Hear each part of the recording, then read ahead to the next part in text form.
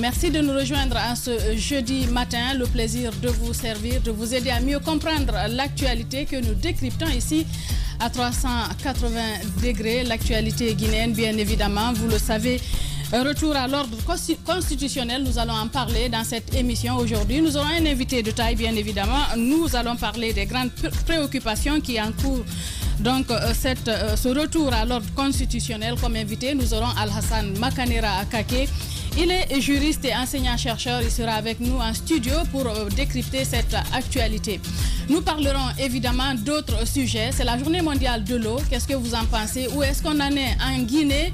La Guinée, château d'eau de l'Afrique de l'Ouest, beaucoup de cours d'eau. Est-ce que la situation est restée la même? Que fait-on justement pour maintenir le cap? Nous en parlons également ce matin en cette journée spéciale. D'autres sujets tels que le curage des caniveaux seront également évoqués dans ce studio ici avec les chroniqueurs. Vous le savez, hein, ne l'oubliez pas, l'émission interactive.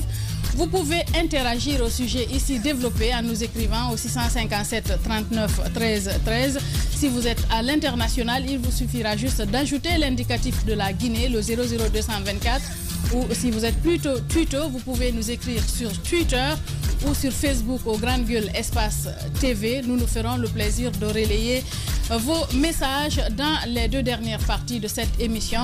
Encore une fois, merci de nous rejoindre ici en studio avec l'équipe au grand complet. Jacques Léo-Aleno, bonjour et bienvenue en studio. Bonjour madame, bonjour à tous. Bonjour Alassane Sako. Bonjour Diadia, bonjour à tous. Bonjour Manu. Bonjour Diadia, bonjour à tous. Ça va mieux? Oui, ça va, ça va. Emmanuel Loa. Daouda Mohamed Kamara, bonjour, bienvenue. Bonjour Diadia, bonjour à tous. Ça veut dire qu'il y a quelque chose. Oui, effectivement, il y a quelque chose aussi. Mais je fais le tour rapidement, voilà, je reviens à toi si tu le permets. Caps, bonjour, bienvenue. Merci, bonjour Madame Hiro, bonjour à tous. Bonjour Mara. Bonjour Moussa Hiro, bonjour à tous. Ça va? Très bien, grâce à Dieu. Dieu merci. Cette épidémie de grippe, elle n'a qu'à partir. Hein. Elle fait le tour, mais il ne faut pas qu'elle m'arrive. Est-ce vraiment une grippe? Et la dernière fois, je pense que c'était la semaine dernière, oui, où il y a une dizaine de jours, j'avais lancé cette alerte-là. Oui. Moi, je n'étais même pas encore alité à la rédaction. Je ne sais pas, Daouda, si c'est à ta rédaction également, mais aussi à la télé. J'avais demandé que les gens se rapprochent de l'agence, comment ça s'appelle déjà? Nationale de sécurité. Excusez-moi, c'est plutôt bien pour moi d'oublier leur nom, franchement. Parce que attention, il ne faut pas être à toi et moi avons subi dans ce pays, c'était bien que j'oublie leur nom.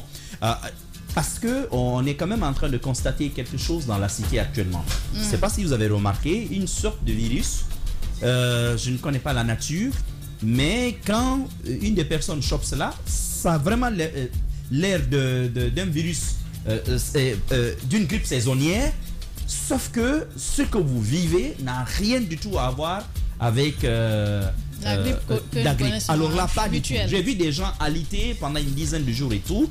Ce serait bon qu'on nous dise, est-ce qu'il y a une recrudescence de la Covid? Il faut le dire aux gens, d'autant plus qu'on a tous abandonné. On se dit, bon, on est vacciné, on a tous abandonné. Effectivement, il a été dit que c'est une grippe sèche, qu'il y a des signes, des manifestations qui s'approchent de la pathologie de Covid-19. Il y a eu des conseils qui ont été annoncés, notamment le port de... Par l'ANSS? Oui, le port de masque, et puis les consultations pour savoir effectivement est-ce que... le respect des gestes barrières. Des gestes barrières, ça a été dit. Pour moi, je pense ce sont les antigrippes, on en a vraiment chopé cette fois-ci. Ouais, la grippe sèche, c'est comme ça on l'appelle. On a tout fait la semaine dernière, vous avez dû remarquer. Jacques et moi avons essayé de tenir on est resté à 3 dans le studio possible, ici. Mais vendredi, on n'avait plus le choix, quoi. On ne pouvait plus. Et avant ça, Zachary, Roby a été absent pendant pratiquement une dizaine de jours. Donc, il faut quand même surveiller ça. Même moi, voilà. Faites bien de parler la semaine dernière, puisque le jeudi, à partir de 2h, on ne pouvait même pas m'entendre bien.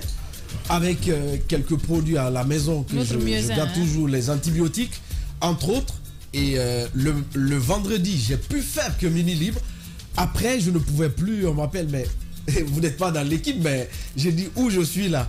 On dirait un enfant dont la maman venait de quitter il n'est pas content. J'étais sous la couette, je tremblais. J'ai dit, mais qu'est-ce qui m'arrive? Donc, ne pas faire justement. Lorsque vous avez de la fièvre, ce sont des attitudes justement à ne pas faire. Une des choses à faire, c'est de prendre un bain tiède pour casser la fièvre. Si vous avez un fébrilfuge, comme du paracétamol, prenez-le, mais évitez de vous surcharger de vêtements. Le médecin maison. Non, vous savez, on est passé par là. Non, il faut donner des conseils aux gens quand même. Ce serait bon qu'en cette période... Ou carrément appeler son médecin. Vous savez, quand voilà. Non, je dis première mesure à prendre. Ça vous permet de casser un peu, mais n'allez pas vous émitoufler dans des vêtements et dans les couettes. Au contraire, ça fait grimper la fièvre. Et après, appelez votre médecin. Mais ce qu'il faut dire au service public de santé, c'est qu'on a cette habitude chez nous que je n'aime pas beaucoup. Vous vous rappelez, pour la fièvre, comment on appelle ça, la fièvre Ebola, l'alerte est venue et des médias à l'époque. Et quand on avait lancé notre première alerte, c'est comme ça que nous on avait trouvé Dr Sakoba. Il nous avait la dit, réaction est venue plusieurs mois après. Voilà, il a dit c'était tous les signes de la fièvre Lassa. C'est ce qu'il nous avait dit à l'époque. Parce que c'est moi que Ahmed Kamara avait chargé à l'époque de prendre contact avec lui. Moi, je ne le connaissais pas. Ahmed s'est débrouillé à avoir un numéro. C'était celui de Dr Sakoba. Heureusement pour lui, il a été le premier donc à intervenir dans les médias là-dessus. Mais à chaque fois, il faut que ça vienne des médias. Or, des maladies saisonnières comme ça, quand vous sentez qu'il y a une recrudescence au niveau des services de santé, le minimum, c'est de tirer la sonnette d'alarme et de dire aux populations. Parce que, regardez, une entreprise comme la nôtre, on a été démembrés. Il y a un coût. Il y a un coût pour les entreprises. On a été combien à être hospitalisés alors que si les services de santé avaient fait le job, avaient tiré la sonnette d'alarme, pas mal d'entreprises, je pense, auraient pu prendre des dispositions, justement des précautions. Mais comment faire si vous avez le tiers, par exemple, de votre équipe mais en même temps, il faut penser pour des maladies qu'on peut éviter. À cette transition, saison sèche, saison des pluies, c'est dans 1 ou 2 mois, d'après nos géographes. Le mois de mai, la saison des pluies doit commencer. Donc cette transition-là, c'est toujours difficile avec des crises comme ça. Mais il faut alerter. Il faut alerter. C'est comme les services météo. La santé, c'est comme la météo. Quand les périodes arrivent, tu le sais. En France, par exemple, tu le sais, quand la période arrive, on encourage les gens à aller se faire vacciner et tout. On prévient, on dit aux gens l'attitude à avoir. C'est comme quand la période des foudres arrive. La météo doit prévenir les gens à l'avance. Attention, on va approcher une période, septembre généralement, où il y aura beaucoup de poussière en suspension. Vous risquez de débrancher vos appareils de nuit, ainsi de suite. Bien, Mara, mais c'est ça un état. Faut pas aller de la santé à la météo, pardon. Non, c'est pareil. J'ai donné un exemple. Je dis que c'est comme ça. Vous devez alerter. Un état, c'est aussi ça. C'est ce qui touche directement la vie des populations. Bien, on en vient à vous, Daouda. Voilà, merci. Et vous savez, depuis quelques jours, nous sommes interpellés sur une situation. Est-ce qu'il y a une erreur ou c'est fait exprès? Il s'agit bien du port qu'on appelle le port de Moribaya, qui n'en est pas un en réalité. Le port se trouve qui n'est pas implanté dans la localité de Moribaya. Effectivement, c'est pourquoi je dis qu'il n'en est pas un. Et le port, il se trouve à Sengelé. Et il y a même, je crois, Forikaria, effectivement, le port de Rio Tinto avec le gros projet qui arrive. C'est qu'on dit le port de Moribaya, mais le port en réalité est à Sengelé. Et il y a même 4 districts, je crois, qui séparent les deux localités. Et c'est comme si le port était à Yimbaya, par exemple, on l'appelle le port de Kondebouni. Donc aujourd'hui, la communauté ne comprend pas pourquoi on appellerait le port de Moribaya alors que le port est à Sengelé. Et ils se sont posé des questions. Est-ce que c'est parce qu'on a voulu simplement donner le nom ou c'est parce que ça n'a pas été su? C'est dans la sous-préfecture de Moribaya, non? Oui, mais c'est à Sengelé que c'est. C'est à Sengelé que c'est. C'est la sous-préfecture? Ça se comprend. C'est dans la sous-préfecture de Moribaya? Oui, mais Sengelé, c'est Sengelé qui abrite le port. On comprend bien. Voilà, c'est Sengelé qui abrite le port. Moribaya aussi, ça se comprend. Oui, mais c'est le port autonome de Conakry à Kaloum. Oui, on ne va pas dire le port de... Mais c'est Conakry quand même, c'est Conakry. Mais on dira quand même pas. Voilà. On n'a jamais dit port de Kaloum, hein? On a toujours dit port de Conakry. Non, ça c'est le grand port quand même là. Mais là, ici, les populations veulent bien savoir c'est des explications qu'elle demande. Parce que le port, il y a une distance, je crois, de 4 districts. Mais c'est la sous-préfecture. Je pense que c'est dans la sous-préfecture qu'il faut leur apporter l'explication. Effectivement, c'est là, parce que les gens ne comprennent pas que ce soit à Senguélé et qu'on dise Morbaya. Parce que si c'est la localisation, on vous dit le port est à Morbaya. Vous allez à Morbaya, vous ne trouvez pas le port à Morbaya. Vous avez bien à vous poser des questions. C'est la Morbaya.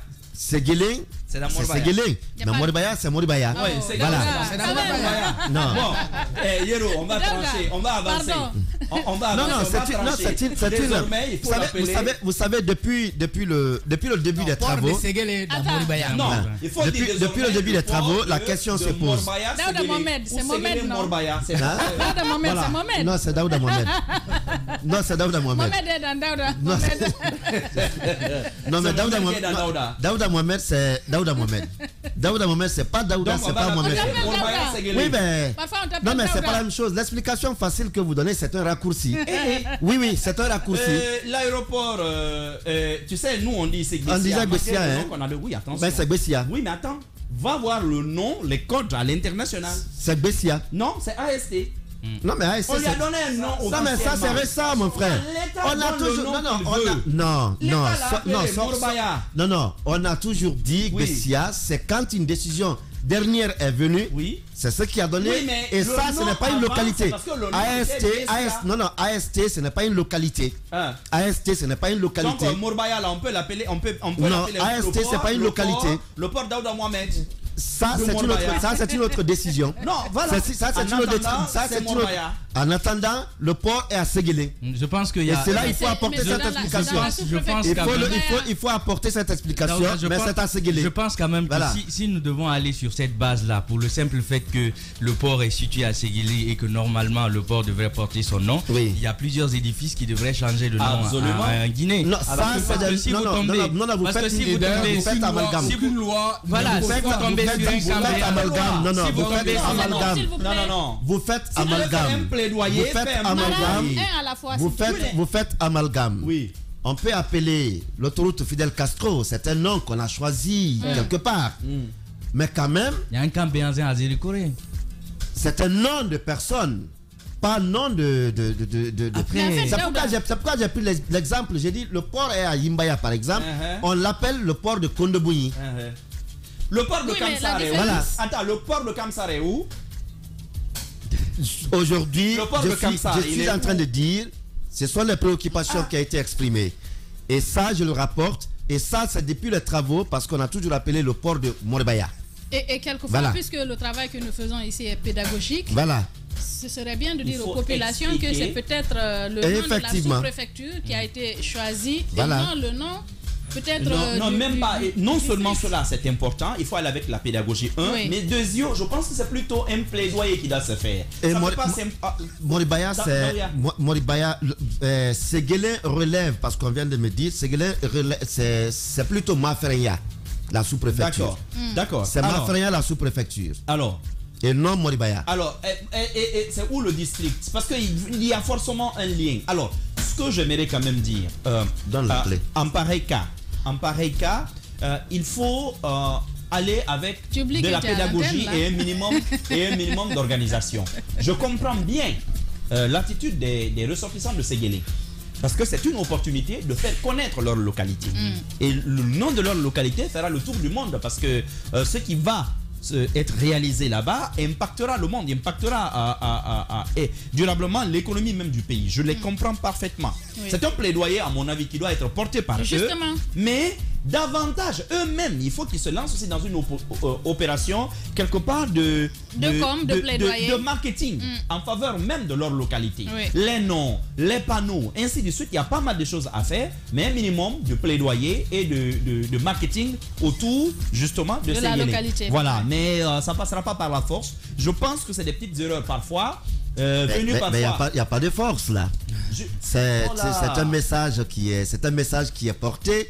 Est-ce que c'est fait à dessein ou c'est parce qu'on ne sait pas?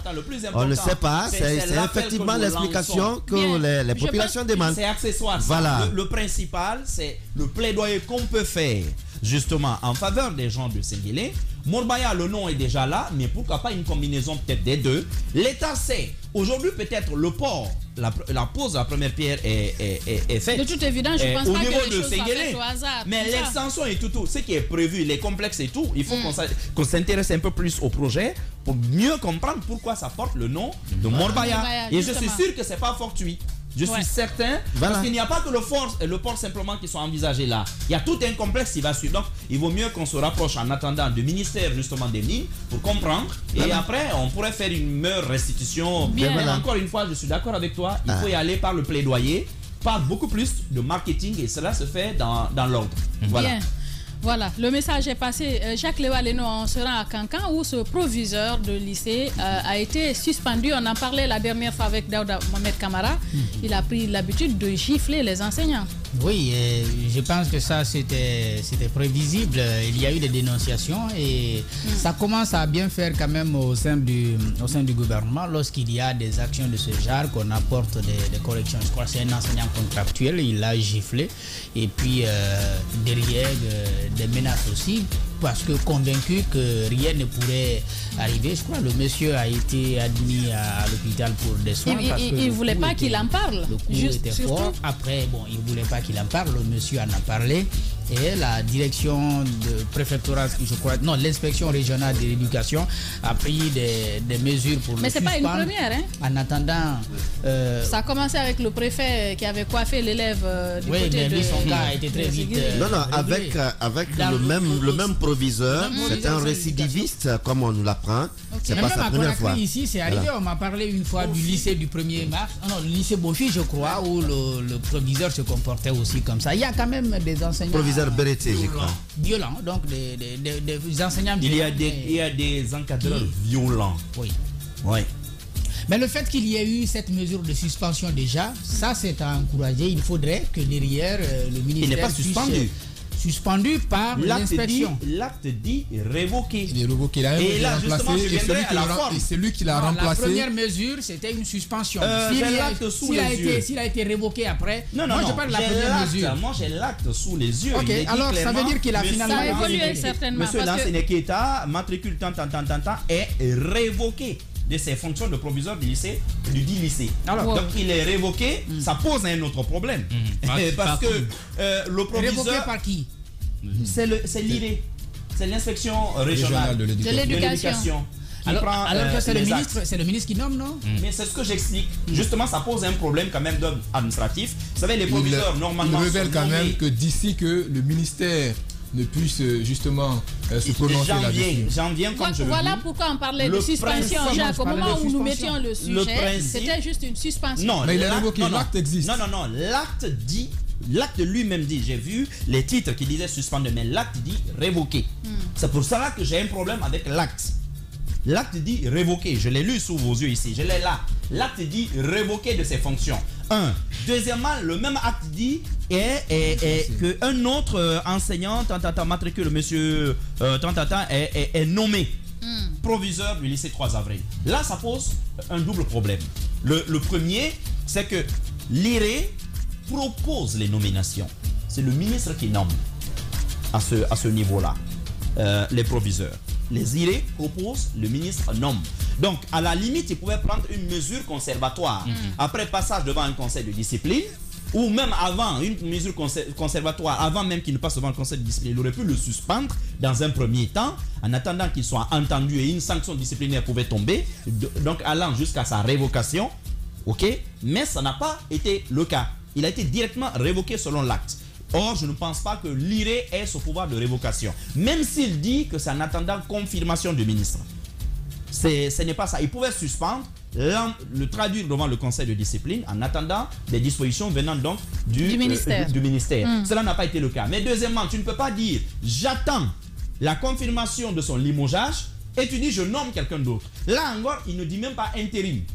Il ne dit pas intérimaire, c'est pas un intérimaire qui l'est nommé. Il dit proviseur, donc il le nomme. Et puis, bon, il y a d'autres fautes là-dedans. Je vous déconseille de lire cet acte parce que là-dedans, j'ai entendu qu'il a saigné jusqu'à saignement de l'oreille. C'est écrit comme ça. Il a saigné, l'enseignant a saigné jusqu'à saignement de l'oreille. Après moi, ça me... Donc, ça m'invite à évoquer quand même quelque chose. Parce que très généralement, vous avez ces nominations au niveau des pouvoirs déconcentrés qui sont ramenés à Conakry. La dernière fois, on en parlait au niveau du ministère de la Santé où le ministre va jusqu'à nommer un directeur de centre de santé. Et je pense que ça, ce sont des responsabilités qu'on devrait laisser aux inspecteurs régionaux, à la limite aux inspecteurs régionaux de pouvoir nommer des responsables d'école à leur niveau. Parce que si le proviseur d'école, les proviseurs, les principaux sont nommés par le ministre, vous voyez-vous que finalement la seule force pour ces responsables de l'éducation à ces niveaux, c'est peut-être prendre des mesures de suspension, donc des mesures conservatoires. Il n'y a pas assez d'autorité, quoi. Il y a le proviseur qui dit, bon, de toutes les façons... Oui, pour les écoles primaires, c'est les directeurs préfectoraux de l'éducation qui les nomment. Pourquoi on ne ferait pas autant pour les proviseurs et les principaux, que ce soit les inspecteurs qui s'occupent de ces questions? C'est-à-dire des examens qui sont nationaux. Au niveau des régions. Parce que mais la fin de le brevet régional. Le brevet, justement, il faut voir. Parce que pourquoi je le dis? Pour le brevet, je comprendrais que l'IRE nomme justement les censeurs et autres, les principaux au niveau des collèges. Mais le lycée, n'oublie pas que le lycée est sanctionné par un diplôme national. Est-ce que... Même si c'est le cas. Non, attention, c'est important. C'est le premier diplôme national du système éducatif. Est-ce que celui qui nomme, est-ce qu'un inspecteur régional peut nommer à un poste au niveau d'une structure dont le diplôme est national? C'est ça aussi l'autre question que ça pourrait poser. Il n'est que le représentant du ministre. Il peut agir sous son autorité. Il n'y a pas de représentant en présence du représenté. C'est ça le principe. Lorsque vous avez le ministre et que le diplôme il est national, là je parle vraiment avec beaucoup de retenue parce que j'avoue que je ne me suis pas trop pensé sur la question. Je parle de l'éducation, mais c'est le constat. Voilà. Vous pouvez le faire dans beaucoup de secteurs. Devrait quand même nommer les principaux et les censeurs. Voyez-vous même. Mais c'est pas le cas pour l'instant. Oui, voyez-vous même dans notre domaine, à un moment donné, quand vous prenez par exemple la RTG, le président Alpha Condé a nommé jusqu'au rédacteur en chef. Quand même, jusqu'au rédacteur en chef. Donc ça, ce sont des choses quand même qu'il faut mettre sur la table. Et puis discuter. Est-ce qu'on ne donnerait pas davantage, un peu plus de responsabilité aux responsables déconcentrés à l'intérieur du pays et ne pas attendre forcément pour une action comme celle-là le ministre, que Guillaume décide à Conakry d'enlever un proviseur ou de le nommer. Je crois qu'il faut davantage réfléchir comment on peut organiser ça pour que les inspecteurs ne soient pas de simples représentants, qu'ils aient vraiment une autorité sur les écoles et donc sur les responsables d'école. Mais pour ce cas-là, est-ce que les procédures en la matière ont été respectées? Là-dessus, la révocation. Non. Parce qu'il y a quand même des étapes à suivre. Une mesure de suspension. Justement. Parce que ça, c'est conservatoire. En attendant que le monsieur soit auditionné par un conseil de discipline. Et après, même le ministre doit attendre ça. Et ça devrait se limiter là, à supposer que l'enseignant décide de porter plainte. Non. Parce que c'est quand même une violence physique qui a été exercée. C'est des mesures administratives. Ça n'empêche pas l'enseignant de poursuivre. Le monsieur là qui a saigné jusqu'à saignement de l'oreille. Ce monsieur là, attention, il a bel et bien le droit de le coller un procès au pénal pour coups et blessures, et ici il y a eu injure, tout le reste, et aussi de demander une réparation en civil. Parce que sa responsabilité civile aussi est engagée. Il a mis combien de temps, par exemple, d'indisponibilité? Il va mettre combien de temps d'indisponibilité et sans travailler? Dieu seul sait. Surtout que c'est un contractuel. Donc il est payé à la tâche. Il a bel et bien le droit de le poursuivre. Ça, il a le droit de le poursuivre. Il faudrait bien dire à cet enseignant, d'ailleurs, que ce monsieur, il mérite quand même d'être poursuivi. C'est que des ONG, justement, que l'APAE même, qui est l'association des parents d'élèves et tout, aussi s'implique. Ce type de comportement, c'est inaccessible. Et attention, vous imaginez s'il a pu faire ça à un enseignant. Les grandes gueules. J'aimerais bien qu'on envoie un micro dans cette école pour demander aux élèves qu'est-ce qui est en train de se passer. Maintenant, il y a un fait quand même important à soulever. Maintenant qu'il demande l'IRE demande à ce qu'il y ait même la passation pour que ce nouveau proviseur prenne fonction. Alors la question que je me pose, est-ce que l'acte même est valable? L'acte n'étant pas valable, est-ce que la passation, est-ce que le proviseur qui est démis donc de ses fonctions doit pouvoir obéir à ça? Et c'est pourquoi il faut rapidement interpeller le ministre pour qu'il puisse rapidement corriger cet acte-là. On comprend l'IRE qui veut sanctionner un tel acte qui n'est quand même pas encouragé, mais il faut le faire sous le respect des formes et procédures. Mais au-delà de ça, Madame Yoro, il y a quand même deux choses très importantes qu'il faut révéler par rapport à ce fait-là. La première chose, c'est quand même de dire que si on suit même la chronologie des faits, c'est que avant que le proviseur ne porte main sur cet enseignant, ce qui est un professeur de biologie notamment, il faut le préciser, c'est qu'il dit qu'à sa sortie, avant qu'il ne rencontre le proviseur qui a porté main sur lui, le censeur était venu pour demander à ce qu'il libère tous les élèves pour aller recevoir une délégation venant de Conakry pour les Jeux universitaires. Vous vous imaginez?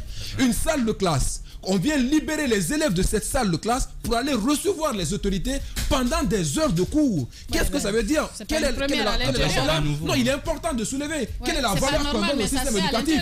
Maintenant, après, c'est pas normal. Je veux dire que la PAE devrait vraiment réfléchir à des possibilités de poursuite dans cette histoire. Justement, donc c'est pour dire combien de fois quelle est la valeur qu'on apporte à l'éducation. C'est pour dire en fin de compte, quand les résultats ne sont pas bons, on est là à venir pointer du doigt les élèves pour dire qu'ils ne font pas ce qu'ils font pendant que les autorités eux-mêmes ne doivent pas l'encourager. Et moi, je serais étonné de savoir que cette délégation est sortie pour aller recevoir la ministre de l'enseignement supérieur. Et je serais étonné de voir qu'elle puisse accepter, qu'elle puisse concevoir ces faits-là sans pour autant dénoncer ça sur le coup pour les dissuader afin que cela ne puisse pas arriver. La seconde chose, pour recevoir Dr Diaka. Exactement. Même pas des étudiants. C'est justement ça. C'est justement les interrogations qu'on se pose. Maintenant, le deuxième fait que je révèle dans ça. Non, mais les élèves constituent le bétail de mobilisation à l'intérieur du pays. C'est vrai. Non, mais c'est la vérité.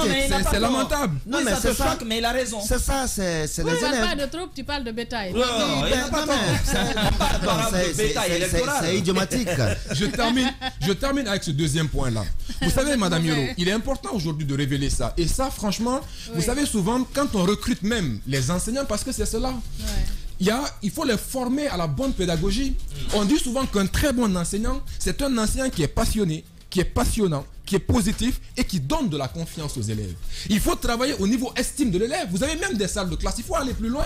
Vous avez des salles de classe où l'enseignant qui est là, qui dit là c'est la rangée des élèves nuls, là c'est la rangée des élèves qui sont bons. Et quand on révèle des choses comme ça, ça casse le moral de l'élève. Et ça fait que l'élève il est là, on le touche dans son estime propre, au niveau amour propre, au niveau image de l'enfant, et finalement ça casse son niveau de confiance. Il ne peut plus s'affirmer normalement et finalement on tue le potentiel chez l'enfant. Il faut qu'en réalité, il ne s'agit pas seulement de prendre quelqu'un parce qu'il a les compétences, il est bon, mais il faut l'enseigner. Il faut développer la pédagogie qu'il faut dans ce sens-là.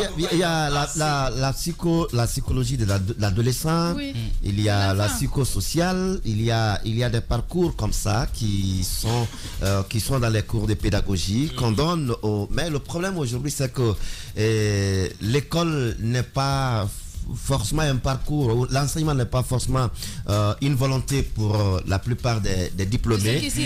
Ils s'y retrouvent accidentellement et ils ne passent pas parce que même si vous ne passez pas par l'Ambani par exemple, ou vous ne passez pas par l'ENI et autres, il y a aujourd'hui des opportunités pour vous de suivre ces cours-là, parce qu'en une seule vacance, vous pouvez avoir tout ce qu'il faut, les fascicules et autres qui vous permettent de mieux vous tenir en salle de classe. Même pas ça, Daouda. Normalement, la formation continue. Elle devrait se tenir pour les enseignants. Si vous n'avez pas... Ils ont un mois de vacances et 2 mois de formation. Voilà. Moi, je me rappelle, par exemple, je suis passé par là, pas que je sois enseignant sortant de l'ISEG, mais quand j'ai opté pour l'enseignement, j'ai été obligé de suivre des cours à un moment donné de l'histoire. J'ai été obligé de suivre les cours les cours de pédagogie pour quand même pouvoir me tenir en classe et tenir une classe. Pas ici, peut-être. Voilà. Alors pour clore. Donc tout le monde enseigne. Donc pour clore, j'ai envie de lancer cette invite au ministre Guillaume. Au lieu de prendre 7 milliards pour investir dans l'organisation de la semaine nationale du mérite, etc. Voici de l'argent à utiliser pour le renforcement de capacité des enseignants et mener des vraies réformes au sein de notre système éducatif que de mettre des caméras de surveillance pour avoir des résultats lamentables dans les examens. Voilà, Madame Léroman, j'aimerais revenir rapidement sur l'intervention de Jacques lorsqu'il parlait du fait qu'on devrait permettre à ce que les inspecteurs régionaux et tout puissent nommer les proviseurs et ainsi de suite. Je pense que en procédant comme ça, ça peut même poser plus de problèmes que ça n'en résout. Pour le simple fait, vous voyez un inspecteur, comme dans ce cas précis, la glissade, qui se permet, la glissade de l'inspecteur. Voilà, qui se permet à la fois de suspendre, mais aussi de révoquer. Or, ce n'est pas de ses compétences, je ne sais pas qui lui a conseillé cette décision-là. Lorsque des administrateurs de ce poste-là ne connaissent même pas comment la procédure administrative ne sont pas au fait des textes, ça pose problème. Et l'autre chose que je voudrais dire par rapport à l'intervention de CAPS qui parlait de la passation des services, il faut savoir qu'en droit administratif, l'État a un privilège de préalable. C'est-à-dire que lorsque une décision émane de l'administration, elle s'applique. On l'exécute d'abord avant de constater si elle est régulière ou si elle est légale ou illégale. Voilà. Et l'autre chose que j'aimerais dire par rapport au proviseur, bien que dans cette situation, l'acte qu'il a posé est formellement condamnable, il est bien possible pour lui, en tout cas pour la conception que j'ai de ce que devrait être un état de droit ou d'un état où on constitue une sorte de droit administratif qui permet à tous ceux qui sont des agents de l'administration de pouvoir contester certaines décisions. Il peut contester la décision, saisir la Cour suprême. Même pour empêcher à ce que cette décision-là s'applique, il peut introduire un référé pour permettre à ce que la Cour suprême, pour ce qui est de sa chambre administrative, puisse statuer sur la légalité de la décision. Donc il faut qu'on aille vers cela. Il y a même un recours gracieux qui lui est offert dans un premier temps. Exactement. Voilà pourquoi la procédure aurait dû être d'abord respectée. Parce que justement, s'il y avait eu tout ça, mais la force avec laquelle on y est allé montre qu'un recours gracieux serait inutile parce qu'on ne l'écoutera pas également. Mais il a raison, peu importe la gravité des faits, le monsieur peut contester. Il peut contester, mais en attendant, ça s'applique. Bien, allez-y, Emmanuel. Donc, finalement, c'est dire que autant nous sommes administrés, autant nous sommes subalternes, je vais employer ce terme entre griffes, c'est dire que chacun doit faire du respect des textes de loi, des procédures, doit faire en sorte que cela soit respecté. Et de l'autre côté, CAPS le disait, ce n'est pas nouveau pour le fait que certains proviseurs ou lorsque certains Guinéens occupent certains postes, ils sont tout simplement imbus de leurs responsabilités et ils se positionnent dans une posture où ils font la pluie et le beau temps pour l'entourage de leurs collaborateurs. Donc si on se comporte comme ça envers ses collègues, je me demande comment lui fait dans sa famille. Il faudrait même qu'il y ait des cours d'ECM encore pour eux. Parce que j'estime qu'un proviseur, un proviseur de lycée, ce doit être un référentiel, un exemple. C'est à lui de montrer qu'on n'a pas besoin forcément d'utiliser la violence pour faire entendre raison ou pour exprimer son besoin. D'autant plus que ce besoin-là, comme le disait CAPS, est encore contestable. Je pense qu'il faut qu'il y ait des efforts pour que nos administrateurs puissent, à la fois dans leur rapport avec les administrés, mais aussi avec leurs collaborateurs, qu'il y ait véritablement de la retenue, mais aussi un sens de la responsabilité. Bien, d'où ma préoccupation, puisque ce n'est pas une première. Alors, si auparavant toutes les mesures prises avaient eu des effets sur ceux qui s'illustrent dans cette pratique-là, ceux qui sont dans les établissements publics savent de quoi on parle ce matin. Il y a de ces enseignants, il y a des proviseurs, il y a de ces encadreurs qui n'hésitent pas de porter la main. Alors, devant les élèves, vous imaginez, même pour son enfant, s'il il arrive à un certain âge, on ne peut pas lui porter la main devant le public parce qu'il y a ce sens de responsabilité, il y a que le respect qu'on lui doit, au-delà de tout. Je me demande bien, est-ce qu'il faut, tu fais bien de rire, Daouda, mais il y a toujours la chicotte à l'école. Oui, c'est interdit. C'est interdit à l'école, mais il faudrait qu'on revoie dans les différentes réformes qu'on est en train d'engager. Moi, j'en ai reçu 100 coups. Mon ami. J'en ai reçu. Heureusement.